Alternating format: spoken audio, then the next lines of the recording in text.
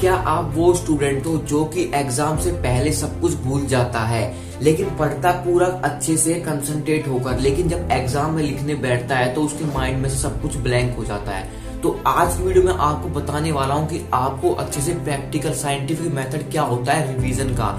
Hey everyone, this is Rahul. तो कैसे हैं आप सभी? उम्मीद करता हूँ आप सभी घर पर सुरक्षित होंगे, ठीक होंगे। तो आज की वीडियो में हम बात करने वाले हैं साइंटिफिक मेथड ऑफ रिवीजन, या फिर कह सकते हो practical way of doing revision.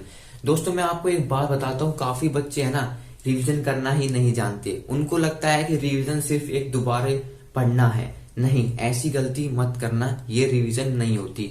देखो, मैं आपको एक बात बताता हूँ, जो टॉपर बच्चा होता है और एक एवरेज बच्चा होता है, उन दोनों में आपको डिफरेंस तो काफी ने बताया होगा, लेकिन मैं आपको एक मेजर रोल होता है उसका रिवीजन का भी होता है, जहां पर वो मात खा जाता है एक एवरेज बच्चा। देखो, एवरेज बच्चे का जो माइंडसेट होता है ना, वो होता है सिर्फ कंप्लीट सिलेबस करना और उसके बाद वो बच्चा रिलैक्स हो जाता है।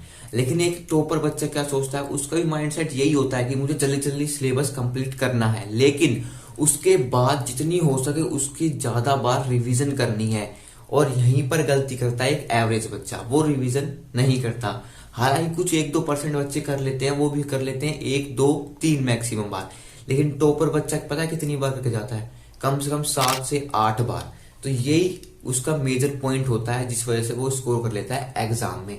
तो आज की वीडियो में आपको बताने वाला हूं कि आप अपनी रिवीजन की पावर को कैसे बढ़ा सकते हैं, और अगर आपको रिवीजन करने का एक्चुअल तरीका नहीं पता तो आज आपको जानने वाले हो। तो सबसे पहले हम बात कर लेते हैं कि भैया रिवीजन को करना कैसे होता है। तो मैं बताता हूँ मेरे दोस्त, रिवीजन को आपको डिवाइड कर लेना है 2 पार्ट में। पहली होती है शॉर्ट टर्म रिवीजन और दूसरी होती है लॉन्ग टर्म रिवीजन।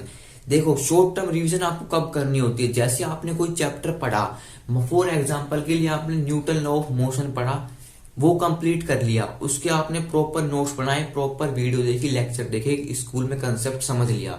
उसके बाद आपको क्या करना है, जैसे ही आपका चैप्टर कंप्लीट होता है तो आपको करना है 10 से 15 मिनट बाद उसको रिवाइज। अब रिवाइज कैसे करोगे? जो जो आपने नोट्स बनाए थे ना, उनको ऐसे रीड नहीं करना है भाई, रीड नहीं करना। रीड करना का क्या मतलब हुआ भाई? री रीडिंग थोड़ी होती है, रिवीजन होता है, यानी कि दोबारा से आपने जो पढ़ा है उसको देखना है। अगर देखने से आपको आने लग गया ना, तो आप समझ लो कि भाई आपके कंसेप्ट क्लियर होने लग गए। यही एक्चुअल तरीका होता है रिवीजन का। और काफी बच्चे समझते हैं कि दोबारा से उसे पढ़ना है। नहीं, रिवीजन का ये तरीका नहीं होता। उसको 10 से 15 मिनट, जैसे ही आपका चैप्टर कंप्लीट होता है, 10 से 15 मिनट उसको विजुअलाइज करो, विजन करो, रिवीजन करो। तो उसको देखोगे ना तो तभी आपको समझ में आ जाएगा कि अगर आपने अच्छे से चैप्टर कंप्लीट कर रखा है। अगर सिर्फ आपने रटा है तो भाई आपको समझ में नहीं आएगा, सिर्फ गुल होने वाला है। मैं बताऊं, एक साइंटिफिक स्टडी कहती है कि जो फॉरेन में स्टडी हुई थी, कि जब भी आप कोई चैप्टर पढ़ते हो, एक दिन बाद उसका 50% आपके माइंड में से ब्लैंक हो जाता है। अगर आपको विश्वास नहीं होता तो आज एक चैप्टर पढ़ो और कल भी वो चैप्टर कंप्लीट देखना। अगर आपको उसमें से कुछ ना कुछ चीजें गायब मिलेंगी कि हाँ यार, ये चीज तो मुझे याद ही नहीं आ रही है, तो आपको क्या करना है, जब भी आप चैप्टर कंप्लीट कर लेते हो उसके 10 से 15 मिनट बाद ही उस चैप्टर को दोबारा देखने लग जाओ। क्या क्या मैंने चैप्टर पढ़े हैं, ये इसमें टॉपिक्स हैं, ये कंसेप्ट यूज हुए हैं, ये फॉर्मूलाज हैं। तो ऐसे हो जाएगी आपकी short term revision.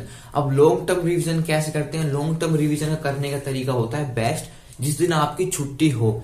For example के लिए संडे कंसीडर कर सकते हो, या फिर कोई फेस्टिवल हो गया, उस दिन आप रिवीजन कर सकते हो। मान ली हर वीक में संडे तो आता ही आता है, तो एक दिन आप ऐसा रख लो, उसमें कंप्लीट दिन आप कुछ स्टडी नहीं करोगे, सिर्फ अपनी जो भी आपने पूरे वीक में पढ़ा है उसकी रिवीजन करोगे। तो ये होती है आपकी लॉन्ग टर्म रिवीजन। पूरा एक दिन रखना है आपको रिवीजन का, और उसमें जो भी पूरे वीक में आपने पढ़ा है उसको आपको रिवाइज करना है। और रिवाइज कैसे करना है? क्या आपको दोबारा चैप्टर उठा के पढ़ने हैं? नहीं। क्या आपको जितने पूरे हफ्ते में क्वेश्चन लगाए थे वो दोबारा करने हैं? नहीं। आपको रिवीजन कैसे करनी है?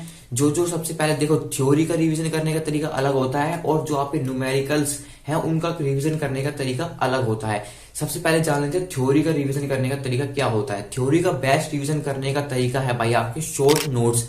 अगर आपको शॉर्ट नोट्स नहीं बनाना आता तो उसके लिए भी वीडियो बना के चैनल जाके चेकआउट कर लेना। सबसे पहले आपको थ्योरी के शॉर्ट नोट्स बनाने हैं, उसमें से आपको रिवाइज करनी है थ्योरी। यूं नहीं कि पूरी एनसीईआरटी टेक्स्ट बुक रीड करने बैठ जाओ और उसको रिवाइज करो थ्योरी को। नहीं, ऐसे तो आपको पूरा काफी टाइम चला जाएगा। और इस समय आपको करनी होती है स्मार्ट स्टडी। ये एक मेजर पॉइंट होता है स्मार्ट स्टडी का, कि आपको शॉर्ट नोट से ज्यादा समझ में आता है। ये आपको बात कर ली थ्योरी की। अब हम बात कर लेते हैं आपको न्यूमेरिकल्स की कैसे रिवीजन करनी है। तो देख मेरे दोस्त, मैं आपको बताता हूँ एक क्लियर कंसेप्ट वे। आपको जब न्यूमेरिकल की जब रिवीजन करने बैठोगे ना, तो आपको पिछले न्यूमेरिकल सोल्व नहीं करने हैं। देखो, न्यूमेरिकल का मीनिंग होता है कि आपको कितने से ज्यादा कितने क्वेश्चन आपको टैकल कर पा रहे हो, किस किस तरह से आपके जो क्वेश्चन सामने आ रहे हैं उनको हैंडल कर पा रहे हो। हर एक क्वेश्चन सेम कंसेप्ट से नहीं होता, ये आप सभी जानते हैं। लेकिन जितने ज्यादा कंसेप्ट आप सीखोगे, कैसे सीखोगे, सबसे ज्यादा पहले तो जितने ज्यादा आप न्यूमेरिकल प्रैक्टिस करोगे उतने ज्यादा कंसेप्ट आप सीखोगे।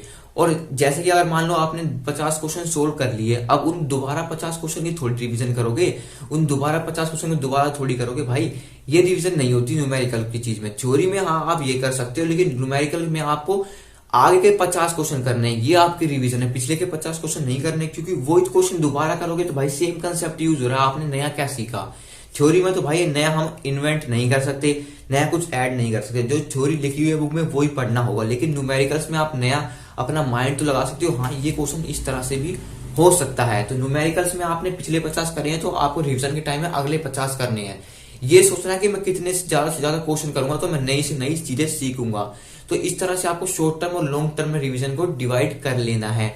एंड सबसे पहले तरीका आता है कि जैसे कि आपको फॉर एग्जांपल के लिए 1-2 महीने बाद एग्जाम आने वाले हैं, तो इस तरह पे है ना आपको रिवीजन पे ज्यादा फोकस देना है। जो आपकी कंप्लीट रिवीजन हो जाएगी एक बार, फिर दोबारा से आपको रिवीजन करनी है। एक बार रिवीजन करने से कुछ नहीं होगा भाई। जो टॉपर बच्चा होगा वो कम से कम 6 से 7 बार रिवीजन जरूर करके जाता है। एनसीईआरटी बुक को भाई 6 से 7 बार अच्छी तरह से वो चार्ट के चला जाता है, तभी उसको है ना एक एक पेज पे पता होता है कि क्या लिखा है और कौन सी का क्वेश्चन का आंसर क्या है। मैथ की एनसीईआरटी टेक्स्ट बुक भाई ऐसे बच्चे चार्ट जाते हैं ना कि उन्हें पता रहता है कि इस क्वेश्चन का आंसर ये है। तो आपको इस तरह से पढ़ना है। तो आपको अपना क्या करना है, अपनी तरफ से 100% दो, बस अपने बाकी भगवान पर छोड़ दो कि हाँ भाई मैंने अपनी तरफ से 100% दिया है, बाकी भगवान की मर्जी। लेकिन आपकी तरफ से कमी नहीं होनी चाहिए कि आप ही सोचो कि भाई चलो थोड़ा बहुत पढ़ लेते हैं, बाकी होगा तो देख जाएंगे। नहीं, आपको अपना 100% देना है। जैसे कि अभी मैं आपके लिए 100% दे रहा हूं। इसी बात पे चैनल को लाइक करके वीडियो को सब्सक्राइब कर देना। ये क्या बोल दिया, चैनल को सब्सक्राइब करके वीडियो को लाइक कर देना। तो आई होप आपको वीडियो पसंद आई होगी। ऐसे हेल्पफुल कंटेंट के लिए आप चैनल को सब्सक्राइब कर सकते हैं। तो सी इन द नेक्स्ट वीडियो, तब तक के लिए गुड बाय।